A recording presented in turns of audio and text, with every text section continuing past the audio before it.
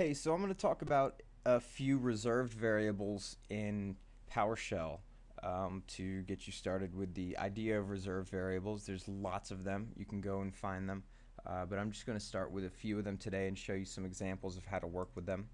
We have three Boolean variables, and Boolean variables are either true or false. They're either on or off. They're either 1 or 0. So true is always going to be on. It's always going to be 1. It's always going to be true. False, it's always going to be false. Off, it's always going to be 0. Now, $question mark is actually could be either true or false. What this does is it changes based on the success of the last command. So if you run a command and it errors out, then this will be false. It has to be immediately after it because it'll be uh, whatever expression gets invoked. So let me show you how these things can be used together. Over here I have a command called stop service, and under it I have a conditional statement that says if the last command was successful, then I want you to write out output to the host. So when I run this, you'll notice that down here it didn't output and I got an error. So it verifies that it was unsuccessful. But if I run a command that actually works, so even just like get process, if I write get process, well, it got the process. And down here, because it was successful, this variable contains true. And so it outputted output. And you can imagine using this in your scripts to uh, verify that things have occurred, or test the success of your commands, and then you could have it loop back through and figure out what went wrong. So it's actually a really powerful variable. Yeah, so there's another reserve variable that I want to show you that's really cool, and this has to deal with exit codes.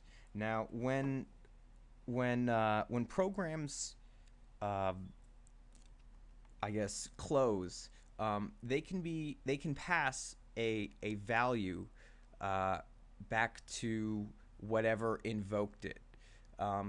So to show you how that works, I have two PowerShell scripts here, and all they do is say exit 12, exit 13, and that's how you can pass a certain value um, back to the parent. So in this piece of code over here, I'm actually calling those other PowerShell scripts.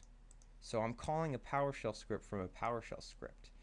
And when you do that, sometimes you want to know, sometimes you need to tell the parent script what happened in that underlying script. So you can create a bunch of different exit codes for different reasons. So you could put a conditional statement like if there was four folders in a directory, exit code with 13.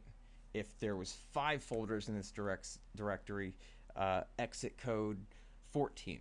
And then your parent script that you called will know how to further interact after it receives the information from the other script. So it's kind of like pipelining between scripts, I guess you could say, because it's a way of passing information from one to the other. And let's look at an example of this. So over here I have the variable called last exit code, and that is going to contain the last exit code. So when I call this script called not exit code, it shouldn't do anything. And you'll notice that it didn't do anything because not exit code exits with code 13. But if I change it to use the exit code script and we run it again, oh, look at that, error caught, because um, the last exit code was the number 12.